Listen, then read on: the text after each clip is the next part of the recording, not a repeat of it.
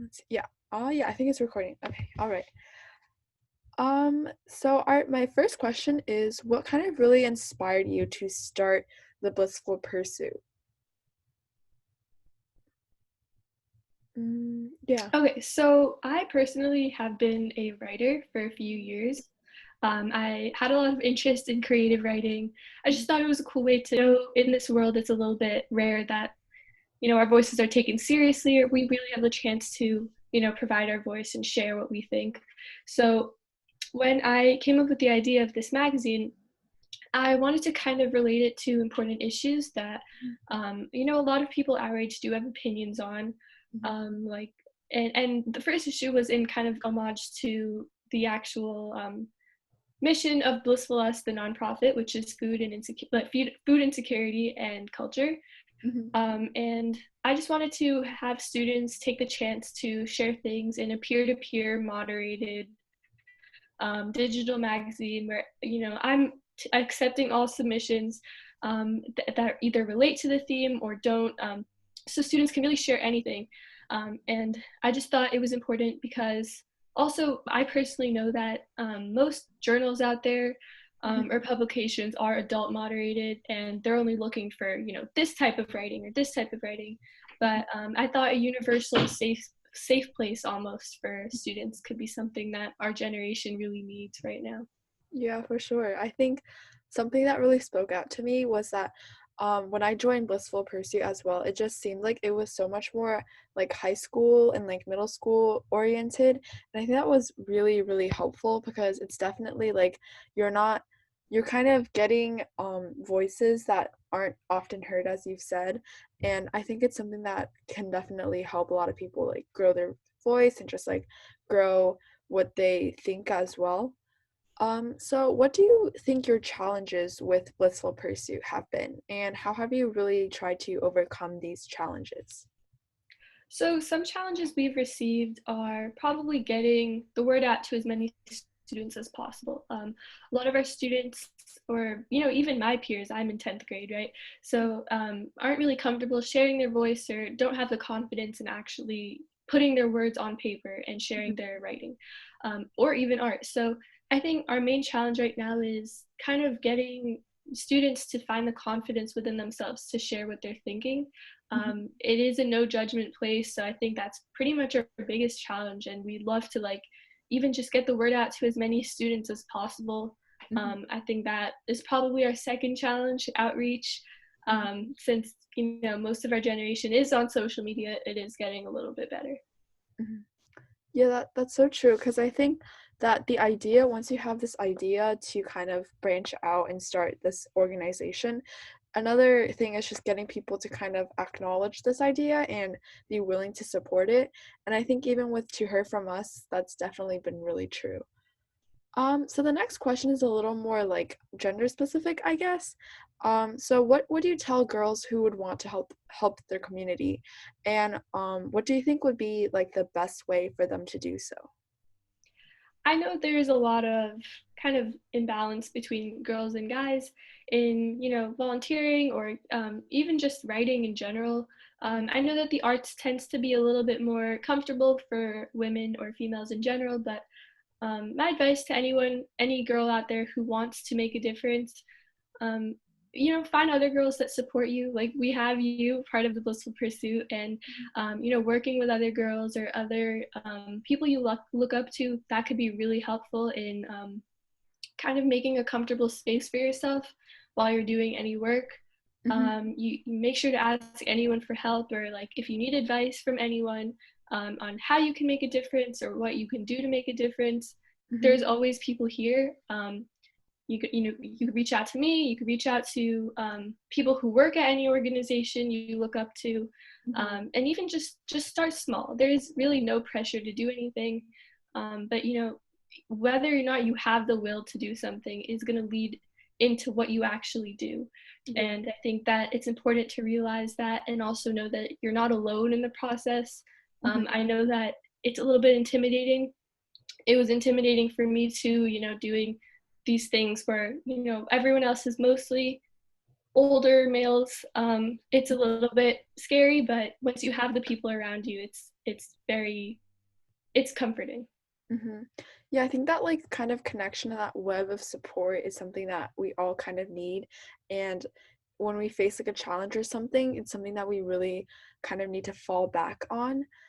This question wasn't really pre-prepared, but I think you mentioned, just, like, contacting people that you look up to or something like that. Who or, like, what do you generally feel that you look up to or try to aspire to?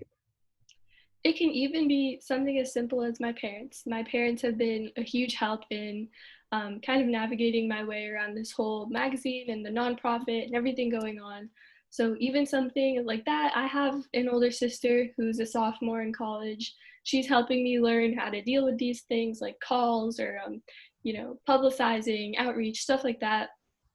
And even, someone at the food pantry that I volunteer for, there's a woman who works there, and she's very helpful towards me. She's kind. She's helping me towards all things, even food bank unrelated. Mhm, Once you make these small connections, it's a little bit easier to get that advice. But mhm. I think that's what you were asking, like a little bit about who I would look up to if I were Yeah. to. I think definitely. I think so many people feel like they have to look up to like a celebrity or like someone who has so many accomplishments. But honestly, I think the biggest inspiration is the people who actually seem like people, if that really makes sense. Like Hmm. the people we get to see struggle or the people we get to see kind of just in our everyday lives who are always trying to cheer us up or to like help us navigate. I think that's something that we definitely need to acknowledge more, and I think what you've said is definitely really true for basically everyone. Yeah, your realities kind of need to be aligned for like all of that kind of advice giving and to look up to. I mean, an idol is obviously very, it's interesting, it's fun to see where it goes, but um, who you look up to in terms of advice can really help you kind of narrow it down to what you're actually doing in the moment and how you can use their experience and kind of change it to your own. Yeah, for sure. I think, yeah, especially with just like, I know we've touched on this a little bit, like the idols, like whatever, they're like, oh, you guys should try doing XYZ if you feel bad. I don't feel like that's too applicable to our day-to-day kind of lives because their struggles compared to our struggles are kind of like a really big jump. And I think definitely if we kind of just like rely on the system of friends we have at school or something like that, that's something that we can definitely feel more reassured from. So yeah, I think that's definitely so true. So I think this kind of is kind of like another balance question. So what kind of struggle do you really see younger girls or like your peers just generally struggling with? I know that a lot of young girls, myself included, when I was, I guess, in middle school, um, putting myself out there in different fields, like STEM, for example. I like to code, and I like to do math. I like to do competition math. But putting myself out in these fields is really difficult, or was really difficult when you realize that, you know, it's not there's no other girls here, like it's only me, then maybe there's one other girl but there's 100 other boys. Mhm. I think that's the most difficult part, and I've noticed that once in like sixth grade when we were all starting, like we just learned about math counts or math or whatever, there were a lot of girls there, but slowly started to diminish. And Mhm. I realized that a lot of girls, including myself, get discouraged with it once you realize that, okay, maybe I am alone. But that's what I had to learn. So you are not alone Mhm. with anything you're doing. You have so many people around you. There's so many communities for girls out there, Mhm. your organization included, and it's just so heartbreaking to see that girls get discouraged with the fields that they're going into, um, and it's just I just want to say, like, to any girls watching this that are doing, STEM, writing, art, music, you are doing it because you want to do it, and it's your own individual process. So you cannot compare it to whoever else is doing it because you feel that you're alone. Yeah, I for feel sure. like that's valid for them. Yeah, for sure. I think like yeah, definitely I've noticed what you've said with like, oh, the girls when I took a class in the summer where I was like the only girl in this like whole group of guys, and I could definitely feel like afterwards I mentioned to my mom, I was like, "Hey, I don't know if I should stick this thing out." But I think I was just like, "You know what? Let's just try it. Let's just continue for another week." And then I was like, "Wait a minute. I think I actually enjoy this." And then I continued piling it on. And I think that just being willing to kind of stick it out and just being willing to kind of like again just identify, hey, this is like my own thing. I don't need to be necessarily too reliant on the people around me. I don't know if that makes sense, but No, I good. think yeah, for sure, just like kind of just being like, yeah, it's okay that I don't see as many girls around me, but that doesn't mean it's something that I should just give up, I guess. Yeah. Yeah, and it's even helpful to, encourage your friends to join if you have other female friends. Hmm. Tag them along, maybe get them to support you. And it's a little bit disheartening sometimes if you get those comments from the other people, but you just, like you said, just got to stick it out. Do your own thing, keep your head down, just focus on whatever you're doing, and as long as you're happy with the material you're doing, or whatever you're playing, whatever sport you're doing, that's essentially at the end of the road, that's all that matters. It's all going to be worth it in the long run. For sure. I think this is something that kind of ties into the last question. So what advice do you have to give to girls who are really hesitant to kind of try something new or just like branch out essentially?